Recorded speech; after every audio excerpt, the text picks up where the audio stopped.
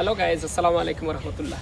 আমি চলে আসলাম আজকে স্মৃতিসৌধের একবারে আপনার হচ্ছে যে শেষ প্রান্ত যেটাকে বলা হয়। আমি সবসময় আপনার হচ্ছে যে জাতীয় স্মৃতিসৌধের ফ্রন্ট সাইডটা দেখাইছি, কিন্তু কখনোই আপনার হচ্ছে যে ভিতরের সাইডটা বা এই প্রাকৃতিক পরিবেশটা, এখানে যে খুব সুন্দর পরিবেশ, এই পরিবেশটা আসলে দেখানো হয়। সবসময় ফ্রন্ট সাইডটা দেখাইছি, আমি আজকে ভিতরের সাইডটা দেখাবো ইনশাল্লাহ। চলে স্মৃতিসৌধের এই অংশটা যারা আসেন, আসার পরে অনেকেই মনে করেন যে এখানে মনে হচ্ছে যে কবরস্থান বা বিভিন্ন যে সাইনবোর্ড লাগানো আছে। আপনারা যদি ওইদিকে তাকান, ওইদিকে দেখতে পাবেন প্রত্যেকটা গাছের নিচে একটা হচ্ছে যে প্রত্যেকটা গাছের নিচে একটা সাইনবোর্ড দেওয়া আছে। অনেকে মনে করেন এগুলো হচ্ছে যে কবরস্থান, আসলে এগুলো কোনো কবরস্থান না।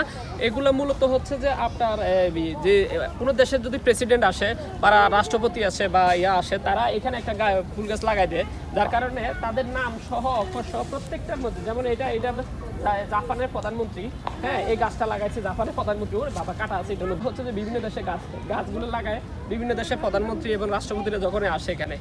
আলহামদুলিল্লাহ, আমি ভিতরে আসছি আর বৃষ্টিও শুরু হয়েছে, আর রহমতের বৃষ্টি হচ্ছে খুব সুন্দর। লেকের মধ্যে হাঁসগুলা যে চড়তেছে, খুব ভালো লাগতেছে পরিবেশটা, খুবই সুন্দর লাগতেছে।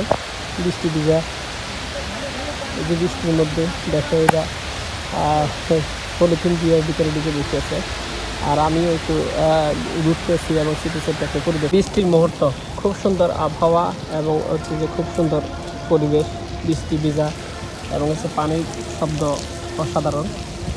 খুবই ভালো লাগতেছে আজকের এই পরিবেশটা, ঠান্ডা ঠান্ডা পরিবেশ, হালকা বৃষ্টি। আর স্মৃতিসৌধটা আসলে মূলত আজকে আমি একটু ঘোরার জন্য একটু দেখার জন্য আসলাম। তো আপনারা একটু দেখেন। আর আসলে স্মৃতিসৌধের এই আঙ্গিনাগুলোতে আসলে কেউ আসে না তেমন একটা, জঙ্গল একটু। ওই যে এখানে একটা বট গাছ আছে, এদিকে আসো। এখানে একটা বট গাছ আছে, খুব নীরব নিস্তব্ধ পরিবেশ,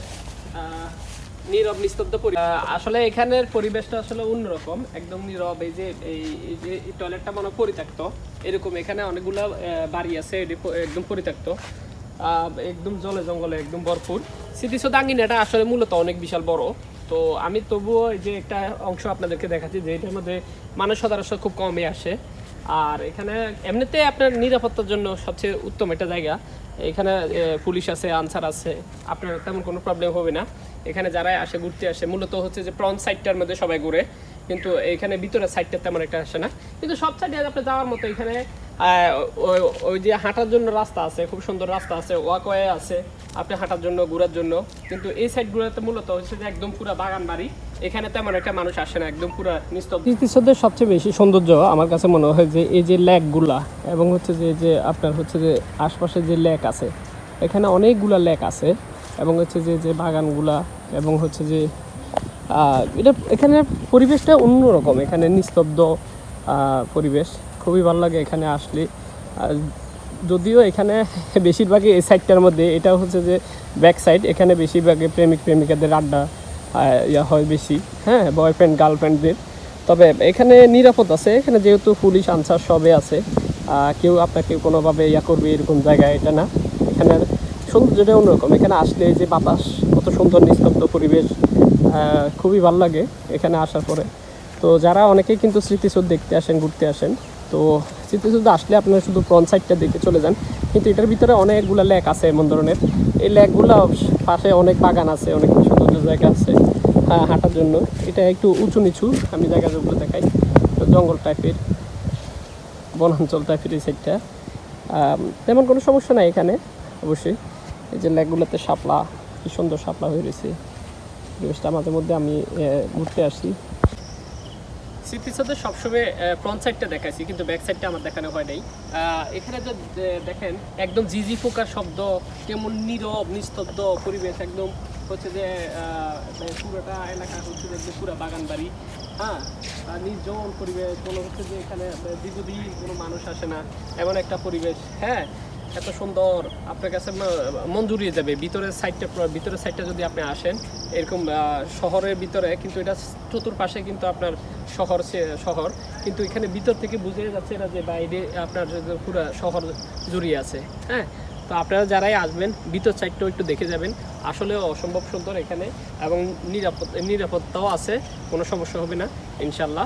জাতীয় স্মৃতিসৌধের উন্মুক্ত মঞ্চ, যেখানে সঙ্গীত শিল্পীরা বিভিন্ন পিকনিক স্পটে মানুষরা আইসে এখানে হচ্ছে যে তাদের বিভিন্ন গানের আসর বসায়, বিভিন্ন ধরনের রাত হলে বিভিন্ন গান টান গায় করে, এটাও মুক্ত মঞ্চ।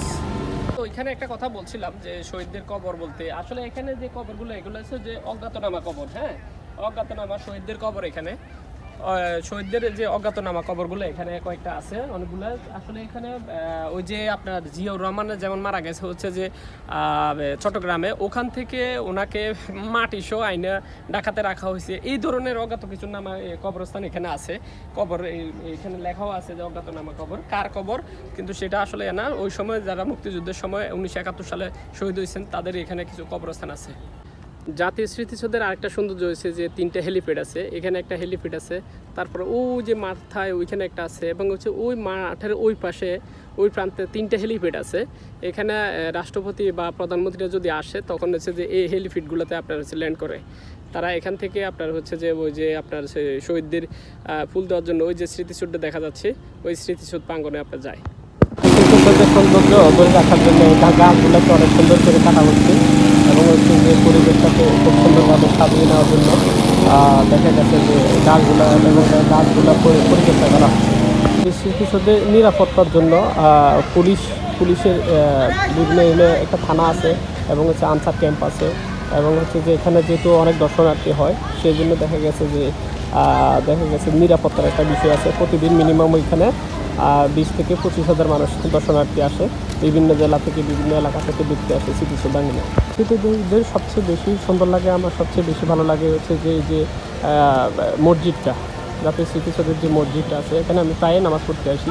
খুব দৃষ্টিনন্দন একটা মসজিদ তৈরি করছি জাতীয় স্মৃতিসৌধের গণপূর্ত জাতীয় স্মৃতিসৌধের অফিস, গণপূর্ত অফিস, যেখান থেকে আসলে স্মৃতিসৌধটাকে নিয়ন্ত্রণ করা হয়, এবং হচ্ছে যে এখান থেকে হচ্ছে যে এটা পরিচালনা করা হয় এই অফিস থেকে।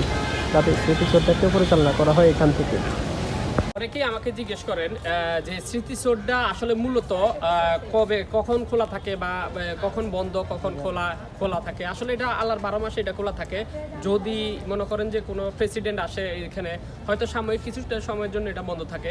মূলত এটা সবসময় খোলা থাকে, কোথার ঈদের দিনও খোলা থাকে, সবসময় খোলা থাকে। যদি কোনো প্রেসিডেন্ট আসে বা রাষ্ট্রপতি আসে, কোনো দেশের ইয়ারা আসে এখানে ফুল দিতে, সাময়িক সময়টা আপনার বন্ধ থাকে, স্টপ থাকে। আর এমনিতে সবসময় আপনার সকাল 10টা থেকে সন্ধ্যা 6টা পর্যন্ত আপনার হচ্ছে যে স্মৃতিসৌধ সবসময় খোলা। শুক্র শনি এটা কোনো বন্ধ নাই। আপনি যে কোনো সময় এখানে ঘুরতে আসতে পারেন, এবং এখানে যে শহীদদের কবরগুলা এবং হচ্ছে যে দর্শনীয় স্থানগুলো এগুলো দেখে যেতে পারেন। এটা হচ্ছে যে নবীনগর, আপনার হচ্ছে সাভার থেকে 9 কিলোমিটার দূরত্ব নবীনগর স্ট্যান্ডে আসলে আপনি এটা দেখতে পাবেন। এই স্মৃতিসৌধটা এখানে অবস্থিত। তো ইনশাল্লাহ এখানে বেড়াতে আসলে অবশ্যই আমার সাথে এক কাপ চা খাওয়ার জন্য সবাইকে আমন্ত্রণ রইল। সালামু আলাইকুম রহমতুল্লাহ।